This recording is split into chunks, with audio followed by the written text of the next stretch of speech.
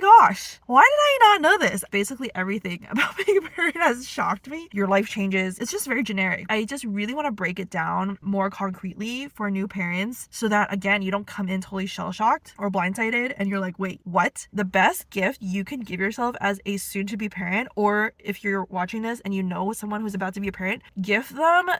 This is not the best angle. I'm in my car, just had my pelvic floor therapy appointment, which is basically my only like consistent weekly thing where I'm not in total full-time mom mode. It does wonders for my mental health, just taking a step away and then coming back refreshed because I'm taking care of myself and I get to talk to other human beings and adults and not be like worried about my baby and how she's doing all the time. And so yeah, I actually get so many ideas on these drives. And one thing I wanted to talk about is, first of all, I don't know why I went into parenthood. I don't know, I just didn't really think I needed to know exactly the details of what to expect. And it still honestly puzzles me. I would love to hear other parents, like what you guys think. Maybe we assume it'll come naturally, we'll figure it out, it's all gonna be good. I don't know, but looking back, I'm like, what happened? Why was my brain not more concerned about trying to learn and figure out like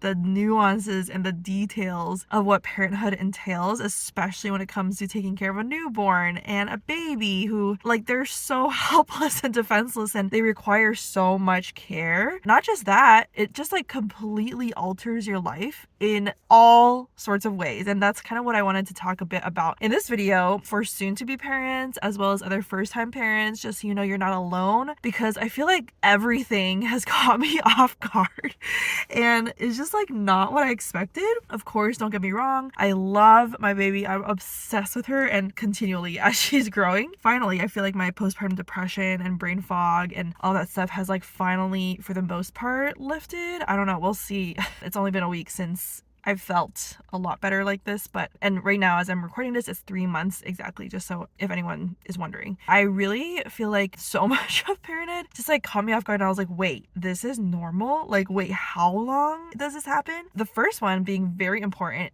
is sleep. Okay, honestly, I don't know how my brain was functioning. It feels like my pre-baby self is literally like so far removed from who I am now that it's like I can't even access what was I thinking back then. It's like a totally different alternate universe from the one I'm living in right now. It's that different. I'm pretty sure I learned in these baby classes I took, you learn that babies need to eat, especially like in a newborn phase, every 2 to 3 hours, and until maybe 5 or 6 months. It varies per baby, but basically when they start eating solids, that starts to change. But our baby still eats every 3 hours. It's a lot. It's like not just as simple as you think.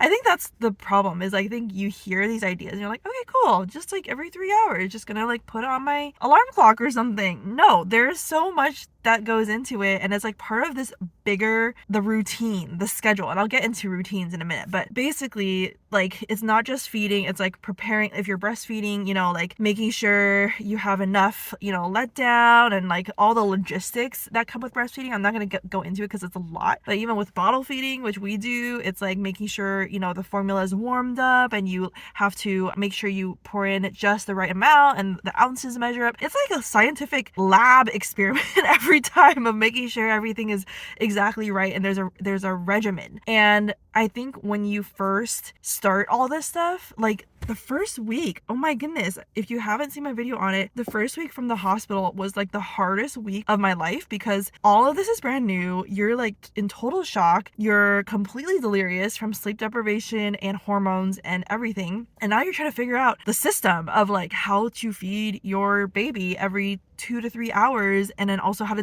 decipher their cries, how to soothe them. They're gonna cry outside of just being hungry. I mean, most babies, but our baby was crying all the time, so it's like not just feeding, but you have to burp them, make sure they get all the gas out, otherwise they're crying because they're gassy, change their diapers because they're constantly peeing and pooping and getting it all over the place. They might have spit up if they have reflux, especially, which our baby did, like spitting up everywhere. And so there's a lot of mess. Everything's a blur. Like me explaining this doesn't even do it justice because it maybe it sounds easy enough, but it's like the cycle that you barely have enough time in between each feed, especially when you first start out, because you need to wake your baby in the nighttime to do this as well. You basically don't sleep unless you have help, which I've talked about before in other videos, which is very, very important and makes a huge difference, I think, now looking back and talking to other parents, because otherwise it's all on you and or your husband or whoever's helping you after coming back from the hospital to basically make sure your baby's fed every 2 to 3 hours. So that's one thing. But in terms of sleep in general, like, baby sleep patterns are so unpredictable and uncontrollable, and you can literally become a crazy person trying to figure out, like, crack the code on baby sleep. And I've talked a bit about this also in another video, and I might do another one just to get a little bit deeper on this topic, because there is a lot when it comes to baby sleep. I will say, and this is not sponsored, no one's paying me to say this, the best registry gift that we got, or not registry, it wasn't even on our registry because we didn't know we need it. The best gift you can give yourself as a soon-to-be parent, or if you're watching this and you know someone who's about to be a parent, gift them the Taking Care of Babies newborn class, or the first 5 months bundle. It saved our lives. I'm just gonna say it. I know a lot of people have different opinions on sleep training. It's technically not like conventional, like old school sleep training of like crying it out and making your baby cry and fuss it out or whatever. It teaches you how to gently train and teach your baby, because babies are smart. They learn what you teach them. Like the patterns that you do, the habits that you set, they'll pick up on it and get used to things. I didn't even think it was that important. I was like, yeah, baby sleep, like, well, I'll have time to figure it out later. I was so clueless. Baby sleep affects your sleep, which affects the entire experience, because you are not going to be a sane person if you don't sleep. My husband had watched it before I gave birth, but I just like heard it in the background, but I didn't really do my due diligence. And then I binge watched it when I finally had enough brain capacity, maybe like 2 or 3 weeks after giving birth, because I was desperate. I was so desperate. I was like, we need to figure out what's going on with this baby sleep stuff. Like, me and my husband are doing different approaches. It's probably confusing her. It's been really, really helpful. There's definitely still a lot of things I don't understand about baby sleep, but my takeaway from it is like, these are just tools and tips and things that can help you if you can't seem to figure out, like, why is my baby crying and I can't figure it out. Like, it has a lot of useful information, but don't treat it like a rule book to follow, or like if you don't see the results right away that you think you're supposed to, something's wrong, because literally every baby's different. That's number one. Also, come in expecting that you will sleep a lot less than you're used to, because I remember being like, wait, I'm so exhausted and my body is so not used to this, because before giving birth I had like so much sleep. I could sleep whenever I wanted, and third trimester was a bit difficult because, you know, you're so big, it's hard to get comfortable. Overall, like, if I wanted to sleep in, I could, and you just have so much freedom when it comes to sleep. And now it's like, no, baby's crying, needs you, and it's just so much harder, because even in the past, like, I thought I was sleep deprived in college, where I didn't sleep very much for the first 2 years, but at least if you're sleep deprived without a baby, you can choose when you want to sleep in or catch up on sleep or take naps in between, whatever. Once you have a baby, it's totally different, because you're basically on and you don't have a choice about, you know, if you want to take a break, unless someone covers you, unless, you know, someone's available to cover baby care. Okay, so that's number one. I don't want to go too far into that because I have 2 more I want to cover. Number 2, it is related to sleep, but it's not the same thing. It's routines. Oh my gosh. Why did I not know this? I'm still so mind boggled. Like, where was my brain about all of this? Because I did not realize so much of being a parent, as long as you're raising kids in your home, is routine based. Before I became a parent, I had no routine. I was like a go with the flow kind of person. You know, what do I feel like today? What do I feel like doing? You know, oh, I should do, like, follow this schedule, but I don't know, do I feel it? I kind of like was just very flexible. The only like routine I stuck to was my times in the morning doing my devotional with God, like reading my Bible and praying and journaling. But even that, I would mix it up a bit. I would, you know, go outside, or some days are longer, some days are shorter. It like wasn't very consistent. And so I'm just like not, my whole life really have not been great at all with routines and like consistent, regimented, disciplined structure. Babies and toddlers to thrive in routine. So you basically want to establish a very structured routine that you do. Nap time routine, the specific actions that you do that signal to your baby it's time for a nap. Bedtime routine, what specific things do you you do every night to signal that it's bedtime. Yeah, there's just like so many things that